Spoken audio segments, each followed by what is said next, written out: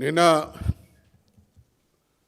పాత్రికేయ మిత్రులందరూ నమస్కారం. గౌరవనీయులు రవీంద్రరావు గారు, ఎమ్మెల్సీ గారు, వెంకటేశ్వర రెడ్డి గారు, మాజీ చైర్మన్ గారు, నిన్న రావినారాయణ రెడ్డి గారి హాల్లో జరిగినటువంటి సభ సందర్భంగా కేసీఆర్ గారిని ఉద్దేశించి ముఖ్యమంత్రి చేసినటువంటి వెకిలి మాటలను తీవ్రంగా ఖండిస్తూ ఉన్నాం. ఇవాళ ముమ్మాటికి ఆయన మాటలు సిట్టును ప్రభావితం చేసే విధంగా ఉన్నాయి. ఆయన మాటల సారాంశం ఏంటంటే, కేసీఆర్ గారు ప్రశ్నించవద్దంటే ఎలా అనేటువంటి రకంగా వారి వ్యాఖ్యానాలు ఉన్నాయి. కేసీఆర్ గారు ఏ రోజన్నా ప్రశ్నించవద్దనేటువంటి మాట మాట్లాడినా, సిట్ పరమైనటువంటి నోటీసులు అందినటువంటి క్రమంలో ఎన్నికల సందర్భంగా మున్సిపల్ ఎన్నికల అభ్యర్థులు బీ ఫార్ములా బ్యూజీలో ఉన్న కొంత సమయాన్ని ఇవ్వమన్నాడు. అదే రకంగా సుప్రీంకోర్టు డైరెక్షన్కి సంబంధించినటువంటి అనేక విషయాలను లేవనెత్తడం కూడా జరిగింది. ఏ రోజు కూడా బీఆర్ఎస్ పార్టీ ఇటువంటి ప్రజలకు ఇచ్చినటువంటి హామీలను విస్మరించి ద్రోహం చేస్తూ తప్పుదారి పట్టించేటువంటి ప్రయత్నాలు చేస్తూ అనేక విచారణల పేరిట ప్రజలకు ద్రోహం చేస్తున్నటువంటి కాంగ్రెస్ ప్రభుత్వాన్ని అడుగడుగున నిలదీస్తూ ఉంటే, దారి మళ్లించడానికి, ప్రజల్ని మిస్గైడ్ చేయడానికి అనేక రకాలైనటువంటి ఎంక్వైరీలు చేసినప్పటికీ ప్రతి సందర్భంలో బీఆర్ఎస్ పార్టీ స్పష్టంగా చెప్పింది, విచారణలకు మేము సహకరిస్తామని.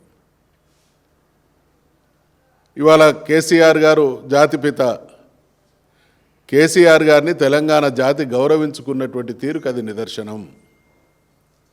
ఇవాళ మీ పార్టీ, ఇవాళ కాంగ్రెస్ పార్టీ ఎవరి పేరిట నడుస్తూ ఉన్నది? గాంధీ గారి పేరిట రాజకీయాలు చేస్తున్నటువంటి పార్టీ. ఆయన కుటుంబానికి సంబంధం లేనటువంటి కుటుంబం గాంధీ పేరిట రాజకీయం చేస్తూ రాజకీయ పబ్బం గడుపుకున్నటువంటి కాంగ్రెస్ పార్టీ నాయకులు కేసీఆర్ గారు జాతిపిత. ముమ్మాటికి తెలంగాణ జాతి ఉన్నంత వరకు తెలంగాణ ప్రజల హృదయాలలో ఈ జాతిని విముక్తం చేసినటువంటి నాయకుడిగా చరిత్ర ఉన్నంత వరకు, తెలంగాణ జాతి ఉన్నంత వరకు గౌరవించబడేటువంటి మొదటి వ్యక్తి కేసీఆర్. రేవంత్ రెడ్డి నిన్న మీరు ముఖ్యమంత్రి హోదాలో మాట్లాడినటువంటి క్రమం తర్వాత పెద్దలు సుదర్శన్ రెడ్డి గారు ఏం చెప్పిండ్రు? ఈ హేట్ స్పీచ్లు సమాజానికి మంచివి కాదని అన్నారు. మరి అటువంటి పెద్ద మనిషి అటువంటి సూచన చేసినటువంటి మరుక్షణంలోనే ఇంత దిగజారేటువంటి మాట మాట్లాడి కేసీఆర్ గారి వ్యక్తిత్వానికి, కేసీఆర్ గారికి ప్రజల్లో ఉన్నటువంటి ఔన్నత్యానికి ఏదో రకంగా తగ్గించాలనేటువంటి నీ చిలిపి ప్రయత్నాలు తెలంగాణ సమాజం గమనిస్తూనే ఉంది. తెలంగాణ రాష్ట్రం ఏంది, తెలంగాణ ఉద్యమం ఏంది, ఎవరి పాత్ర ఏంది, మీ దుర్మార్గం ఏందనేటువంటి విషయం కూడా తెలంగాణ ప్రజానీకానికి స్పష్టత ఉన్నది అనేటువంటి విషయం గుర్తు చేస్తూ ఉన్నాం. ఆ రోజు మిలియన్ మార్చులు, సాగరహారాలు, అనేక రకాలైనటువంటి పోరాటాలు, జాతీయ రహదారుల దిగ్బంధం నుండి ఢిల్లీ స్థాయిలో జరిగినటువంటి ప్రయత్నాల వెనుక సీమకాలంత ప్రయత్నం లేని నువ్వు, అదే రకంగా మిలియన్ మార్చులు, సాగరహారాలు లాంటి అపురూపమైనటువంటి కార్యక్రమాలు తెలంగాణ ప్రజలు తమ ఆర్తిని, శక్తిని ప్రదర్శించేటువంటి క్రమంలో సందులలో తొంగి చూసినటువంటి నువ్వు,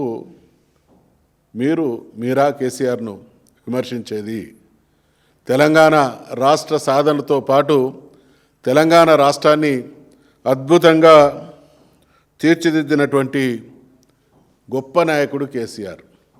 ఇవాళ కేసీఆర్ గారు ఆ రోజు వరకు తను ఉన్నటువంటి పార్టీకి రాజీనామా చేసి పదవులను తృణప్రాయంగా త్యజించి, ఎవరు తెలంగాణ అనేటువంటి వాతావరణం లేని రోజులలో టీఆర్ఎస్ పార్టీని స్థాపించి అనేక రకాలైనటువంటి ఉద్యమ పందాల ద్వారా, పోరాటాల ద్వారా, త్యాగాల ద్వారా పదవులను తృణప్రాయంలాగా వదిలిపెట్టి చివరికి ప్రాణత్యాగానికి సిద్ధమై తెలంగాణ సాధించిండు. సొంత పార్టీ పెట్టుకున్నాడు, ప్రాణాన్ని పణంగా పెట్టిండు, అనేక అవమానాలను ఆటుపోట్లను ఎదుర్కొన్నాడు, తెలంగాణ రాష్ట్రాన్ని సాధించిండు, తెలంగాణ ప్రజల మ్యాండేట్ రీత్యా ముఖ్యమంత్రి అయిండు, తెలంగాణ ప్రజలు ఉంచినటువంటి విశ్వాసాన్ని నిజం చేస్తూ తెలంగాణ రాష్ట్రాన్ని దేశంలోనే ఒక అపురూపమైనటువంటి ఆదర్శప్రాయంగా తీర్చిదిద్దిండు.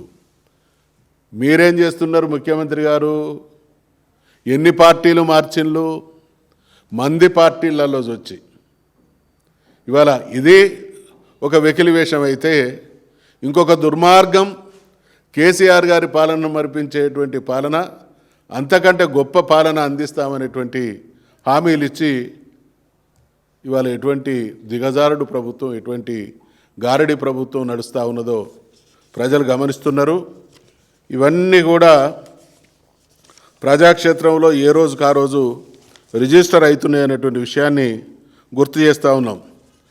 ఇక మీరు అమెరికాలోనికి హార్వర్డ్కి వెళ్ళినా లేక అంతరిక్షానికి వెళ్ళొచ్చినా అక్కడ కూడా పాఠాలు నేర్చుకున్నా మీ బుద్ధి మారదు, మీ కుక్కతోక వంకర గుణం దారిలోకి రాదు అనేటువంటి విషయం హెచ్చరిస్తూ ఉన్నాం. కేసీఆర్ గారి మీద అవాకులు చెవాకులు వేరినా సిట్ లాంటి సంస్థల ఎంక్వైరీని ప్రభావితం చేయడం కాదు, డైరెక్షన్ ఇస్తున్నాడు. ఇవాళ ఎక్కడో రిమోట్లో నిన్న ఏం మాట్లాడిండు, నేను అమెరికాలో ఉన్నా కూడా ఇక్కడ విషయాలన్నీ ఎప్పటికప్పుడు గమనిస్తూ ఉన్నానంటే ఆంతర్యం ఏంటి? నా కనుసన్నల్లోనే సిట్ నడిచింది అనేటువంటి విషయాన్ని ఆయన చెప్పగానే చెప్పినట్టు అవుతా ఉన్నది. కాబట్టి ఇటువంటి వెకిలి ప్రయత్నాలు మానుకోవాల్సిందిగా సూచిస్తూ ఉన్నాం. అదే సందర్భంగా చాలా బాధ కలిగేటువంటి సంగతి, మేడారం అపురూపమైనటువంటి జాతర. మంత్రులు అనేక సందర్భాల్లో వాళ్ళు ఇచ్చినటువంటి స్టేట్మెంట్ ఏంటంటే 3 కోట్ల మంది భక్తులు రానున్నారు అనేటువంటి విషయాన్ని మంత్రులు స్వయంగా ప్రకటించినటువంటి సందర్భాలు ఉన్నాయి. ఇవాళ వాళ్ళ ఆధిపత్య పోరాటం కోసం, వాళ్ళ ఆరాటం కోసం, వాళ్ళ కాంట్రాక్ట్ పనుల కోసం, వాళ్ళ డబ్బుల కోసం లక్షలాది కోట్లాది భక్తుల్ని నరకయాతన గడచిన అనేక దశాబ్దాలుగా నేను ఒక 20-30 సార్లు అయినా మేడారం పోయి ఉంటా. ఎప్పుడో ఒకసారి కేసీఆర్ గారు మేము 2004 ఆ ప్రాంతంలో పోయినప్పుడు, ఆ తదనంతరం బీఆర్ఎస్ పార్టీ అధికారంలోకి వచ్చిన తర్వాత జరిగినటువంటి ఏ జాతరలో కూడా అద్భుతమైనటువంటి ఏర్పాట్లు, ప్రజల సౌకర్యాల విషయంలో రాజీ లేనటువంటి అన్ని వసతులు కల్పించినటువంటి చరిత్ర బీఆర్ఎస్ పార్టీది. అంటే మేము సెటిల్డ్ సిస్టమ్ ఏర్పాటు చేస్తే ముఖ్యమంత్రి సహా మంత్రులంతా ఎటువంటి గంభీరోపన్యాసాలు ఇచ్చిన్లు, ఎటువంటి ప్రగల్భాలు పలికిన్లు, కుంభామేళను మించినటువంటి ఏర్పాట్లు చేస్తాం, భక్తులకు ఎటువంటి అసౌకర్యం కలగకుండా చూస్తామని అన్నారు. చాలా బాధ కలిగేటువంటి విషయం ఏంటంటే 12 గంటలు, 13 గంటలు, 14 గంటలు వెనక్కి పోలేరు, ముందుకు రాలేరు. తిండి లేక, నీళ్లు లేక చిన్నపిల్లలు, వృద్ధులు, వికలాంగులు చేసినటువంటి వాళ్ళ హాహాకారాలు, వాళ్ళ బాధలు వర్ణనాతీతం. కొన్ని సందర్భాల్లో నాకు అనేక ఫోన్లు వచ్చినాయి, సార్ మేము ఇక్కడ స్ట్రక్ అయిపోయినాము, వెనుకకు పోయేటట్లేదు, ముందుకు పోయేటట్లేదు, పిల్లలు ఇబ్బంది పడతా ఉన్నారు అంటే ఇవ్వడం కూడా గైడ్ చేసే పరిస్థితి లేదు.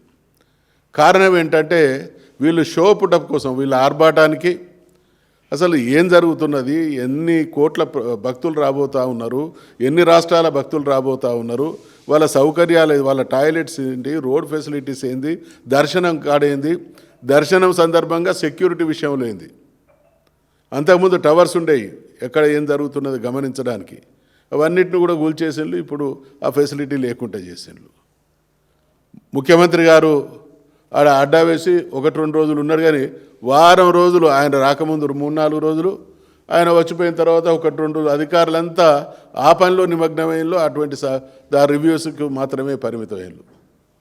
సౌకర్యాలను ఇక్కడ కేసీఆర్ గారు తెలంగాణ రాష్ట్రాన్ని, తెలంగాణ ప్రభుత్వాన్ని భారతదేశానికి ఆదర్శంగా తీర్చిదిద్దితే, నిన్నటి మేడారం సందర్భంగా దేశంలోని కనీసం 10 రాష్ట్రాల భక్తులు వచ్చి ఉంటారు. ఏం చర్చ, ఎటువంటి మెసేజ్ పోతున్నది అంటే ఘోరమైనటువంటి వైఫల్యానికి ప్రతీక ఏదంటే తెలంగాణ ప్రభుత్వం అనేటువంటి నిర్వాకం ఈ రేవంత్ రెడ్డి గారి హయాంలో జరిగింది. కాబట్టి ఒకటి, వీళ్ళు శాశ్వతమైనటువంటి ఏర్పాట్లు చేస్తామన్నారు. చాలా మాటలలో ఎంత ఉత్తర కుమార ప్రగల్భాలు, మాటలలో శాశ్వతంగా ఇప్పుడు కాదు 100-1000 ఏళ్ళకు సరిపోయేటువంటి సౌకర్యాల కల్పన మా ప్రభుత్వ హయాంలో చేసి భక్తులకు అన్ని రకాల సౌకర్యాలు కల్పిస్తామనేటువంటి మాటలు చెప్తే మేడారం పవిత్రత రీత్యా ప్రతి 2 సంవత్సరాలకు వచ్చేటువంటి భక్తుల సంఖ్య పెరుగుతూ ఉన్నది. మరి అసెస్మెంటు ఉన్నట్టు మాట్లాడతారు, సౌకర్యాలు బ్రహ్మాండంగా కల్పిస్తున్నామని మాట్లాడతారు, తీరా ఆడిగిపోతే పట్టించుకునేటువంటి నాదుడే లేడు. నేను స్వయంగా చూసిన కొబ్బరికాయలు విసిరేసినప్పుడు లేదా బంగారం విసిరేసినప్పుడు నా కళ్ళ ముంగటే 2-3 భయంకరమైనటువంటి దెబ్బలు తాకినాయి. శిరస్త్రాణాలు ఏర్పాటు చేయలేదు, సెక్యూరిటీ లేదు, ప్రజల్ని సిస్టమేటిక్గా పంపించే ఏర్పాట్లు లేవు, ఆ రోడ్డు డైరెక్షన్ లేదు, ట్రాఫిక్ జామీలు, అంత అగమ్య గోచరమైనటువంటి వాతావరణం. అంటే ఒక తెలంగాణ రాష్ట్రం కేసీఆర్ గారి హయాంలో కొత్తగా ఏర్పడ్డటువంటి రాష్ట్రాన్ని అనేక సమస్యల మధ్య, అనేక క్వశ్చన్ మార్కుల మధ్య అధికారాన్ని చేపట్టినప్పటికీ ఆ సమస్యలన్నింటినీ సాల్వ్ చేసి ప్రజలకు అన్ని విషయాల్లో ఇచ్చినటువంటి హామీల విషయంలో కానీ సౌకర్యాల విషయంలో కానీ చాలా చక్కటి పరిపాలన అందిస్తే 10 సంవత్సరాల కాలంలో సెటిల్డ్ గవర్నమెంట్ ఇది. ఇక్కడ ఈ 10 సంవత్సరాల కాలంలో ప్రతిదీ కూడా ఒక సరి అయినటువంటి దారులు, సరి అయినటువంటి మార్గాలు నిర్దేశించబడినటువంటి ప్రభుత్వాన్ని వాళ్ళు కైవసం చేసుకున్న ఘోరమైనటువంటి వైఫల్యము. ఈ రకమైనటువంటి వైఫల్యాల నుండి దృష్టి మరల్చాలనేటువంటి దుర్బుద్ధితో అనేక రకాలైనటువంటి, ఇక్కడ బీఆర్ఎస్ పార్టీ ఉద్యమ పార్టీ, మా నాయకుడైనటువంటి కేసీఆర్ బహుశా ఈ దశాబ్దాల కాలంలో త్యాగానికి మారుపేరుగా, పదవులను తృణప్రాయంగా త్యజించినటువంటి వ్యక్తిగా, ప్రాణత్యాగానికి సిద్ధపడినటువంటి వ్యక్తిగా, తన జాతి విముక్తి కోసం ఏ కటువైనటువంటి నిర్ణయానికైనా కట్టుబడి ఉన్నటువంటి వ్యక్తిగా అటువంటి చరిత్రను సృష్టించి అదే కసితోని రాష్ట్రాన్ని సాధించి అదే పట్టుదలతోని అద్భుతంగా తీర్చిదిద్దితే వాళ్ళ మాయమాటల ద్వారా, ఉత్తర కుమార ప్రగల్భాల ద్వారా, ఎదుటివారి వ్యక్తిత్వాల హననం ద్వారా, ప్రజల్ని మోసం చేయడం ద్వారా పబ్బం గడుపుకుంటాం అనేటువంటి ప్రయత్నంలో ఈ ప్రభుత్వం తలమునకలై ఉన్నది. కాబట్టి ఈ చర్యలన్నిటిని కూడా మేము తీవ్రంగా ఖండిస్తూ ఉన్నాం. ఖచ్చితంగా కాంగ్రెస్ ప్రభుత్వం మొన్న మేడారం సందర్భంగా జరిగినటువంటి ప్రజలకు జరిగినటువంటి అసౌకర్యానికి భక్తులందరికీ బహిరంగ క్షమాపణ చెప్పాలనేటువంటి డిమాండ్ కూడా చేస్తూ ఉన్నాం.